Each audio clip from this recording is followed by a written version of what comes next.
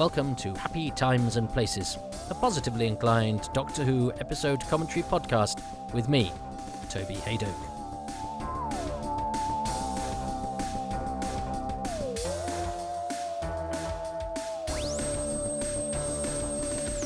Do not adjust your set, we're doing things slightly differently. My special guest, Richard Marson, writer, editor, producer, has asked to speak to me directly about his choices for his nominated story. So, we know it's Terror of the Autons, we know it's episode 3, but currently, that's all we know. We're going to watch the episode and then hook up with Richard afterwards, and he's going to talk us through his choice and his ideas and his memories of when this story first went out. But for now, on with the show. Welcome back.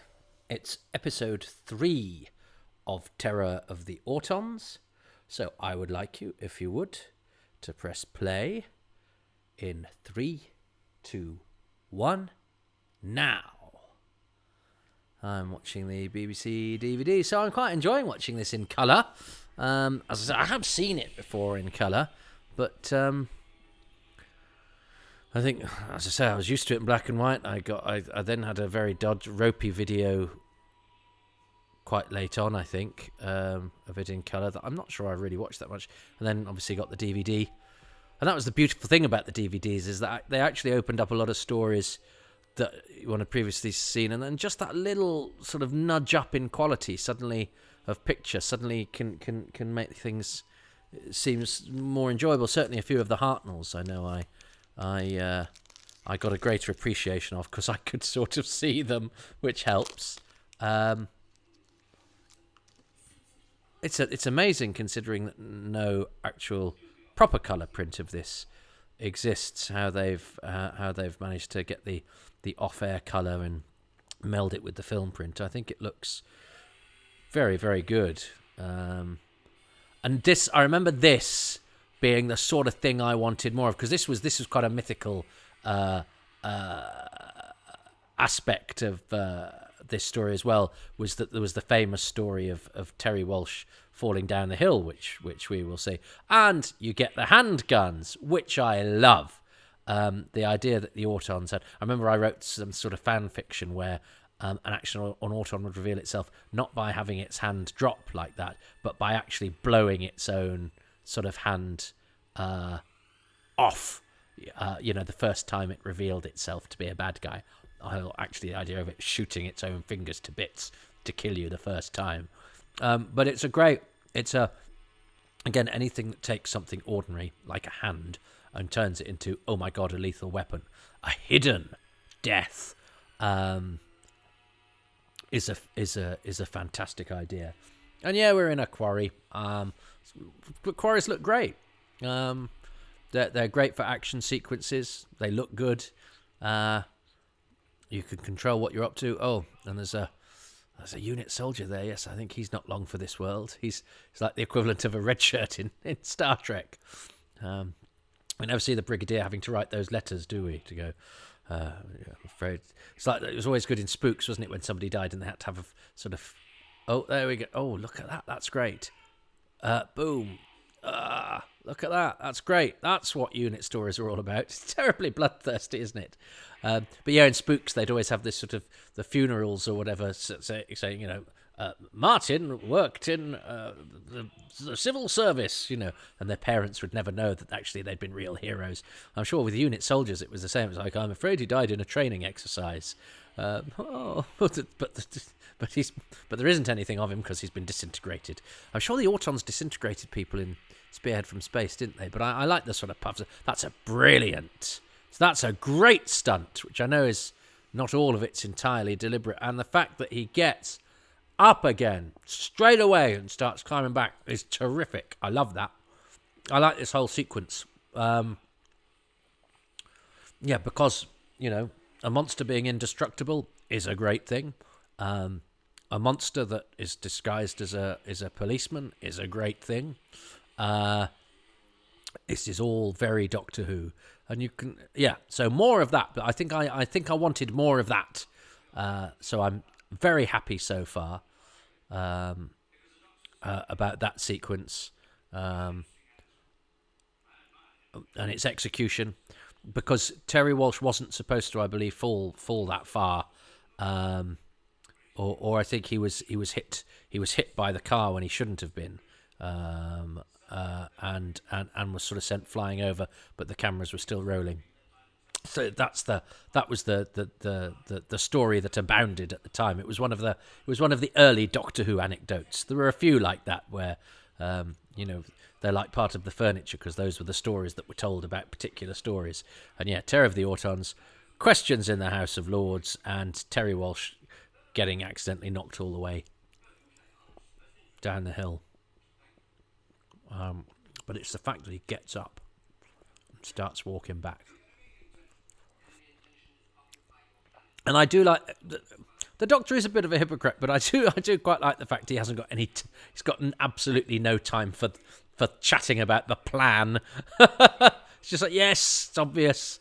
And I have to say, I have a lot of sympathy. The Doctor's the sort of guy that would get the flat pack from IKEA and go, I'm not looking at the bit of paper that says how to do it. I know how to do it. And then would be furious 3 hours later.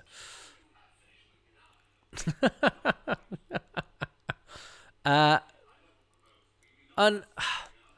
I like the dynamic between the Brigadier and the Doctor. I know in a grown-up program there would be less of a twinkle, but it is a program that we fall in love with as kids. A certain sort of coziness is nice, and I love the fact that we know and love the Brigadier and Nicholas Courtney. And when I was younger, having a military figure like the Brigadier was so tough, and he seemed so right, and I think actually a lot of the sort of twinkly stuff didn't quite register as much because they were all grown-ups, and seemed so sort of grown up and official. So actually, it didn't undermine it at all. And it's only as you get a bit older and you realise there's a sort of rapport there. and these two work together so brilliant. It is partially because Pertwee works quite well when he's being really patronising, but she takes it, and she's I don't think she's diminished by it, because because she is capable in her own way, and she sort of lets it sort of wash over her a little bit. He is a bit of a git to her at times and it is sometimes unpleasant, but I think as a general thing, their dynamic is rather delightful, and it suits both characters quite well. And this is a very, very John Pertwee is Doctor Who moment. Walking out, slightly furious. I love the fact that he just kicked the TARDIS door.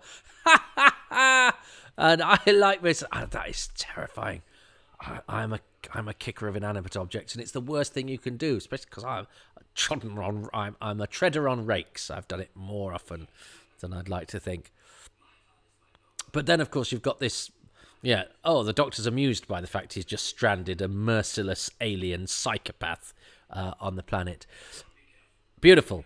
Now, daffodils, I didn't realise this, were given away with plastic, with washing powder. So this was a thing. Plastic daffodils. And of course, when a thing is a new thing, you go, what more could you want? A daffodil that will never die. I've got 200 bulbs in the corridor that need to be planted, and they will die unless I plant them. So I should really be doing that instead of doing a Doctor Who podcast. These are great. I think again, I wasn't wild about them when I was younger, but now I really like them because I get the contrast between what they represent, the oversized, over smiley, gaudily coloured. They're sort of like malevolent yellowcoats, aren't they? It's sort of like Heidi High with Botox, and what lies beneath, the blank-faced automatons, the blank-faced, lacking in individuality, lacking in features, cold. And I think that's another great understanding from Robert Holmes of what Doctor Who does well. Have these gaudy flower vendors, in sunshine yellow, that actually are the murderers. He's the alien killers. He's for somebody that worried about his abilities as a dramatic actor. John Pertwee's very good at being testy and furious and no nonsense. He was known as a comic and a voice man, a comedy voice man, and he's he's got a dramatic urgency about him that fits him like a glove. I hope he wasn't, and I believe he could be quite difficult, and that was probably bred from his insecurity, which is a shame. I don't like the idea that he's insecure, because he shouldn't be, because he's very good. But it's easy to underestimate sometimes how even the most confident, dashing, elegant-looking performer can be a bag of nerves.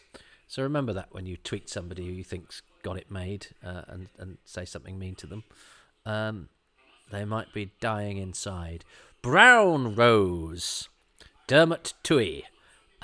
Brown Rose, of course, is a joke, because the name Brown Rose sounds a bit like brown nose, because he is a sort of civil servanty type that this era has great disdain for, which I think is a great British tradition of being run by the civil service and not approving of them.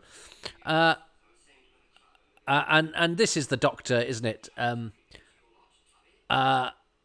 Using that sort of unpleasant hierarchy to his advantage, and this can be seen as reflecting badly on the Third Doctor, and I think I have read it like that, of the Doctor being this sort of clubbable guy who uses his influence to push around a junior civil servant. But I think Brown Rose is supposed to be a bit of a Burke, and the Doctor's using the weapons of the establishments against the establishment itself, even if that weapon is a sort of bit of name dropping and pushing about a pen pusher. But yeah, Brown Nose is a good joke. He gets top billing this episode, knocks Michael Wisher down the credits. Poor old Mrs. Farrell. You're not going to be able to make yourself a cup of tea, love. Your kitchen's made of CSO.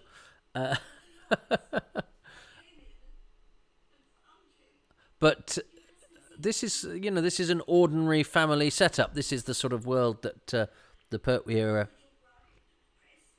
look to sort of ruffle the feathers of and upset.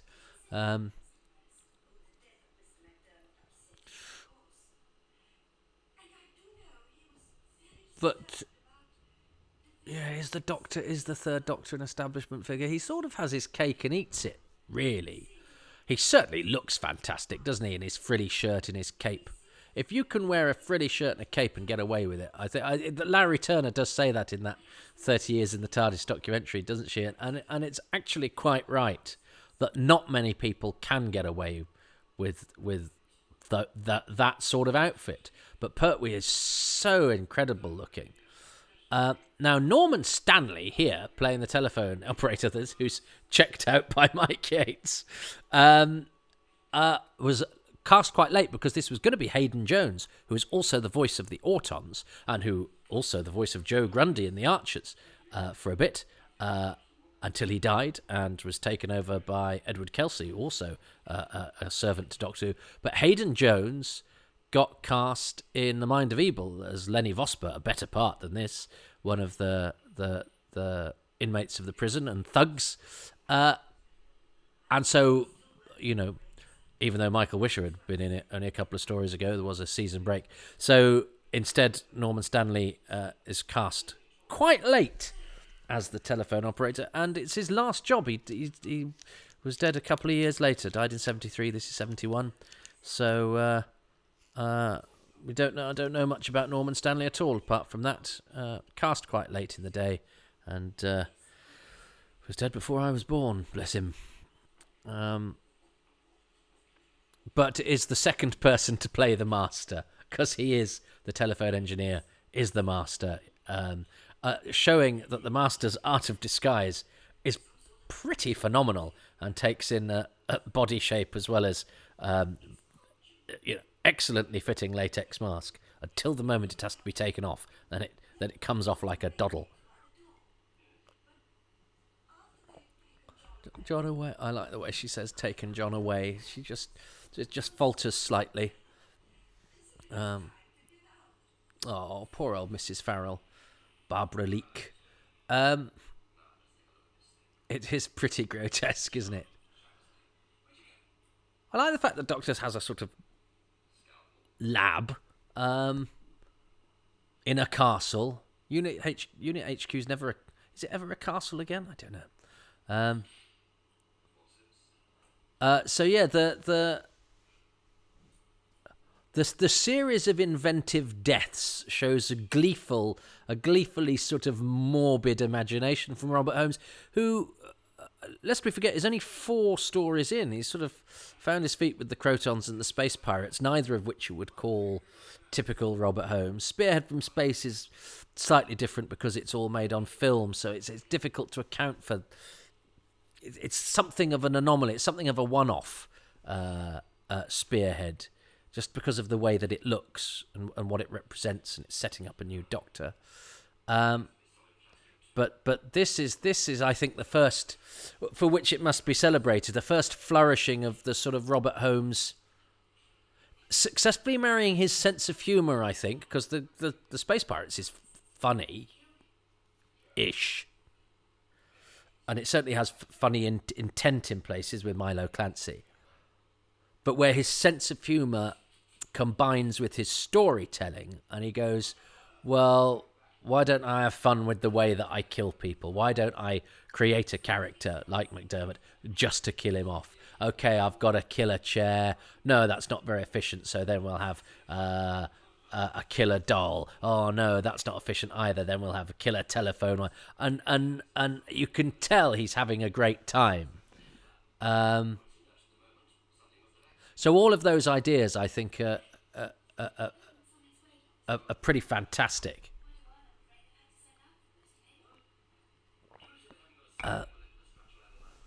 No, they haven't got a sliding molecular, molecular analyzer in stock. And the Brigadier very much takes it in his stride. That their relationship is already pretty well established, which is very nice. But he's been tetchy with both Yates and Benton in this story.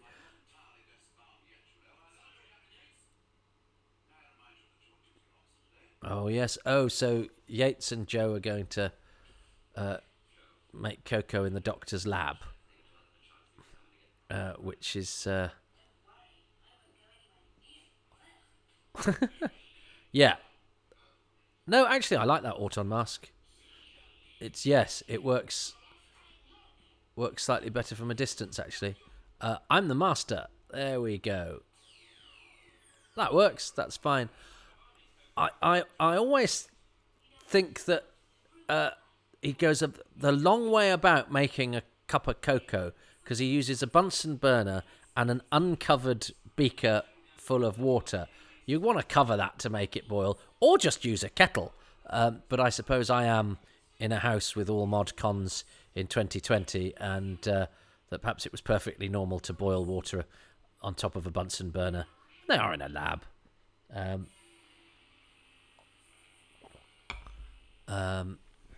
So here they are in the Doctor and the Brigadier on location in the factory, which is this where Joe's on the phone to Mr. Campbell, the Dolly Scotsman, one of the great unseen characters in Doctor Who.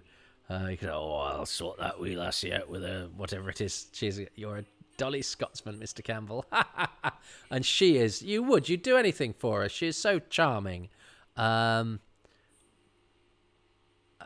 Joe is lovely, and she has all the qualities for a Doctor Who companion. Actually, she's capable, but she's also scatty and prone to get in trouble. That's a very Doctor Who image. A soldier with two mugs, thing of cocoa, and a gun in his hand, shooting a doll to bits. Yeah, okay, I'll take that. I'll take that. That's Doctor Who.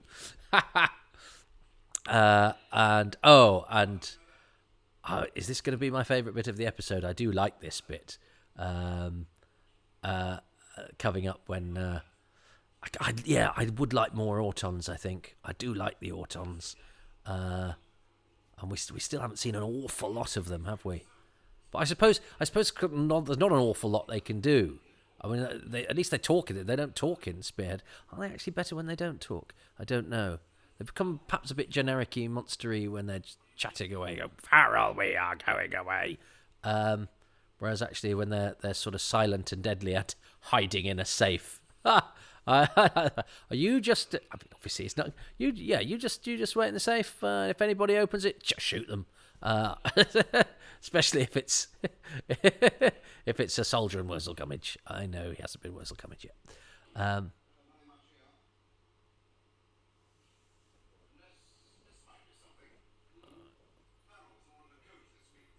Oh, so yes, okay. That's nice bit of detective work to get us to the next part of the story. Although you would want your villains to cover their tracks a bit, I think, in this day and age. But it does give us the opportunity for a bit of Holmes and Watsoning with the Doctor, and this rather glorious moment where the Doctor opens a safe and there's an Auton in it. Love that. That's just great. Yes, they are, Doctor. Remarkably persistent. And we're straight back to Unit HQ. That's very economic storytelling.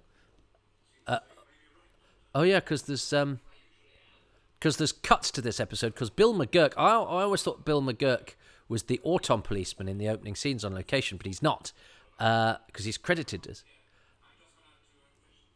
fetch some cocoa, and he says fetch a tin of what? You were making cocoa in my lab. But Bill McGurk, who's in Enemy of the World, Barry Letts uses a lot of his actors a lot, which is very loyal. And unless you're not in one of his productions, then you go, it's an awful close shop that I can't get into. That is the truth of an actor's career. If you're in the shop, it's a lovely boutique that serves all the right people. If you're not in the shop, it's a bad shop that's locked and everyone in it's a git.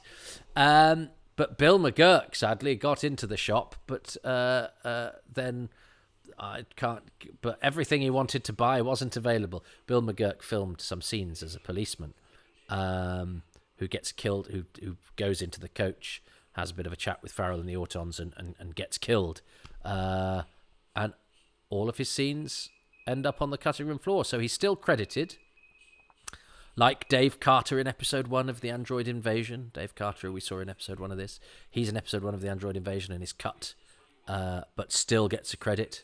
There are a few others like that. I think Dean Hollingsworth is the bus conductor in one of the episodes of Greatest Show in the Galaxy. Anyway, again, it's me getting bothered about credits again. Not bothered, it's just they're people who are credited in an episode they are not in, which is what happens with Bill McGurk on this episode. Why do I care? Because I'm sure you don't. I can only apologise. I should have been going, look at that brilliant bit with the murderous telephone cable of death. And instead I'm going, well, actually, these closing credits have this rather... So, policeman Bill McGurk. He was sometimes, I think, on Enemy of the World, he's credited as William McGurk. He did some stuff at the RSC as well. Anyway, listen, you want me to choose something that I have... Sorry, I'm eating a bar. I've got to keep my strength up. Otherwise, how will I remember facts that nobody wants to hear? So I have to choose for Richard Marson. For those who've forgotten or haven't listened to episodes 1 and 2, in which case, what are you doing? Well, I wanted to tune in to see if you'd talk about why Bill McGurk is credited. I'm going to choose the scene in the quarry, just because it was my standout moment of the whole story when I was younger, and it seemed to have everything: action, gunfire, a stunt, good location. And as I say, for a story that disappointed me a bit when I was a kid, that was sort of everything that I wanted the story to be. So, the scene in the quarry with the Autons policemen, including that wonderful stunt, even though some of it was a mistake from the mighty Terry Walsh. So I'm going to pop to the future to see what Richard Marson has to say, and to be honest with him about what I've chosen, and see if we have chosen the same thing. I'm going to make a prediction. I wonder if he's going to choose the thing I nearly chose, which is the sort of garish daffodil men look of the Autons that hides, such blank evil beneath. I might hold that in reserve for episode 4. Who knows? Because I've gone for the quarry scene, but I wonder if Richard will choose that. Anyway, let's go and see what he says. Well, into episode 3. Well, in fact, before we do that, let's do another question. You say you met all these amazing people when you were working for Doctor Who magazine. Who made the biggest impression on you as a young man interviewing your heroes and the people that made your show? Well, I'll cheat by giving you a kind of double answer. So one would be Barry Letts, because I was really amazed at the care he took. So if you did an interview with him, I did a whole John Pertwee winter special. And he was almost like the unpaid, unsung advisor. He would phone me up. He would send me notes. He read all the text. I was 18 or something, and very green in a lot of ways. And I'm protected from that by not knowing how green I was. I just thought this is how things were, and that I could troll off to Television Centre or go to wherever and do these things and type it up and it'd all be fine. But I think he very sensitively would say, well, how about this? Or that's not quite right. And do it in a way that really empowered you. So I look back and I think that's what made him a special person. And that's what I think when you hear actors who can sometimes get a bit too lyrical, perhaps, that's what they owe to him, because he was a very enabling person. And I think he did that with someone. I was just a peripheral a fan who he didn't need to take anything like that bother with, but he did. And that has actually a memory that's sort of grown as time has gone on. And I've become obviously an old, I think he said an old pro, has a double meaning.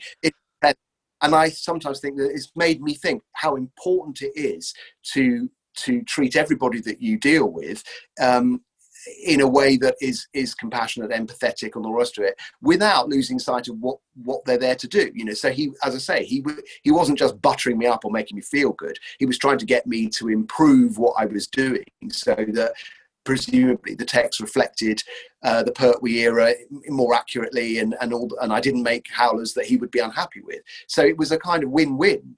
The other person was John Nathan Turner, because John, who was an extraordinary character in so many ways, and could be so entertaining. He could be so lovely and so funny and friendly, but he could also be terrifying, and you would never know which John you'd get. So he would phone me up, or rather his secretary would phone up the payphone in the college where I lived, because that's how sophisticated it was. And I was usually asleep because I was a student doing plays all the time. So I was usually in bed at kind of 9:30, 10 o'clock in the morning, and someone bang on my door and say, "BBC's on the phone."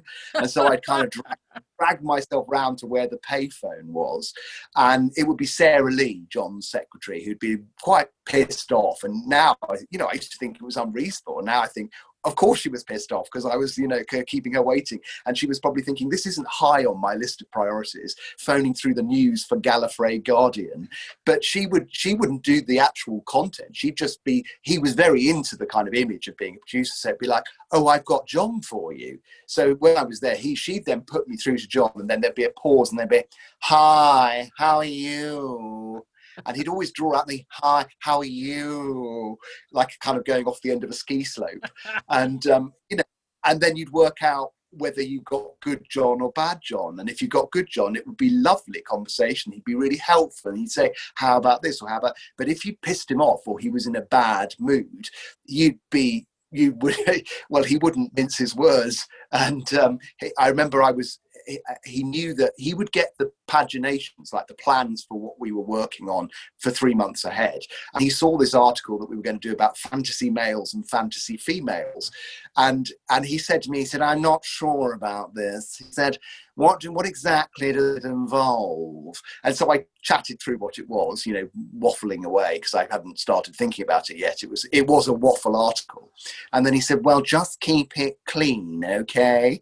And I just thought it was so funny, the idea that somehow I was going to write, kind of Jackie Collins meets Doctor Who for the magazine. But he was a really vivid person. And I part of the reason I was drawn to his story years later was what happened to him became almost like a metaphor for how the BBC and the industry changed. And we had certain similarities because I obviously hit a cropper with Blue Peter towards the end of that time, and I felt a lot of empathy for what he went through, and in fact I think it killed him, and it didn't kill me, but I think he had a whole lot of kind of toxic things that went on, and he was terrifically brave, and never gave up, and he had that kind of show business, the shows go on spirit absolutely in his DNA. So it was those two men, I think.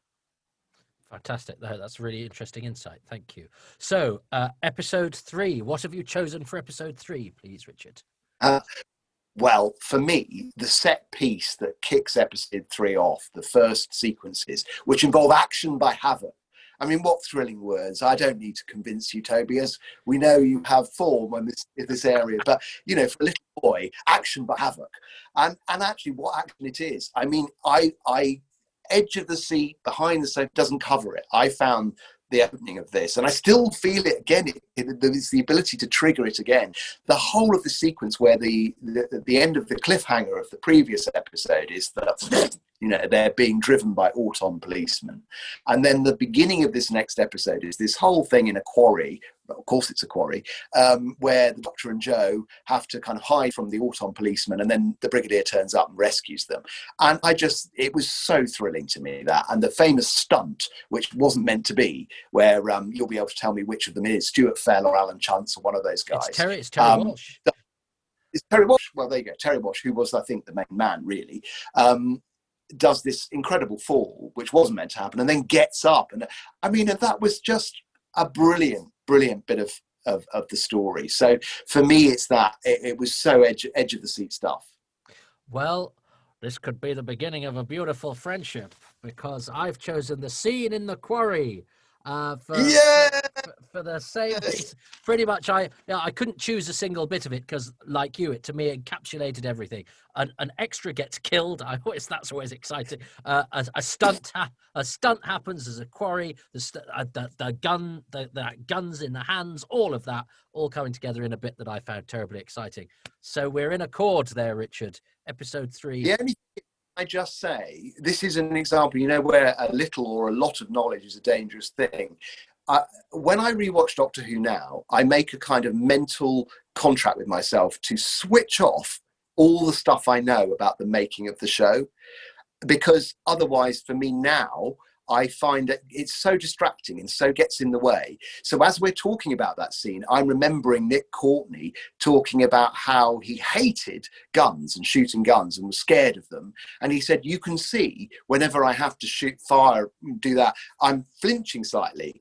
And so things like that would completely ruin my enjoyment. And I have to kind of not think of, or Katie's first trip is in fact caught on camera. I think you can see her stumble, and she was terrified she'd lose the job because she'd hurt her ankle. But all of that stuff is sort of, you don't really want that getting in the way. You want to reconnect with how you felt when you were watching these shows, just as a viewer and a fan, and just loving how the whole chemistry of it comes together. So that was Richard and me in the future. I've got no idea what we have said or will say. But we're back to me now, just in order for me to say thank you for watching or listening to me bang on about episode 3 of Terror of the Autons. We will bring the story to a conclusion in the next episode, but in the meantime, just, when the telephone rings, you couldn't do a telephone cable of death now. It would have to be a mobile phone ringtone of death or something like that. Anyway, careful who you answer the phone to. Until next time, goodbye.